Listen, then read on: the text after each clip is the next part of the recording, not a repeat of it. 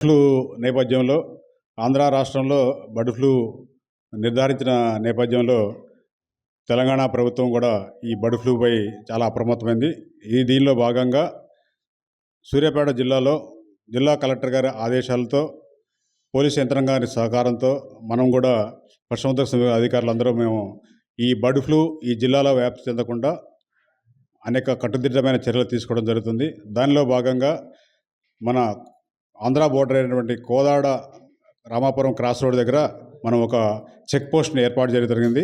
ఈ చెక్ పోస్ట్లో ఒక డాక్టర్ని, ఇద్దరు పారావెటర్నరీస్ని నిరంతరం అక్కడ నిఘా పెట్టడం జరిగింది.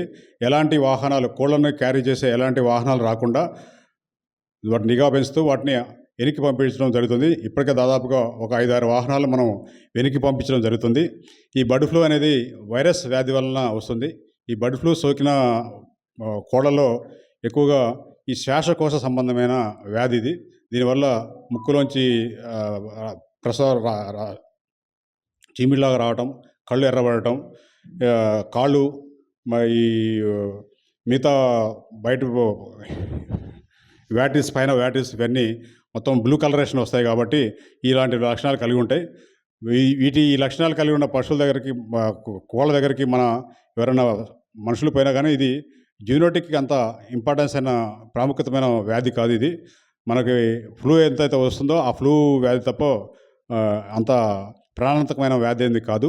కాకపోతే ఈ రసాలు అది కోళ్ళ నుంచి వచ్చినవి వాళ్ళ ఫీడ్ ద్వారా కానీ, లేకపోతే లారీలలో కానీ, లేకపోతే మన చేతులు కానీ ద్వారా వస్తే మనకి వ్యాధి లక్షణాలు రాకపోయినా కానీ వేరే వాళ్ళకి మాత్రం వేరే ఫామ్స్కి సోకే అవకాశం ఉంది. కాబట్టి మనము ఒక ఫామ్ విజిట్ చేసిన తర్వాత వేరే ఫామ్కి విజిట్ చేస్తే అక్కడ కూడా ఈ వ్యాధి సంక్రమించే అవకాశం ఉంది. కాబట్టి ఈ విధమైన సంక్రమించకుండా ఎప్పటికప్పుడు పౌల్ట్రీ ఫార్మ్లో మనుషుల కదలికలను,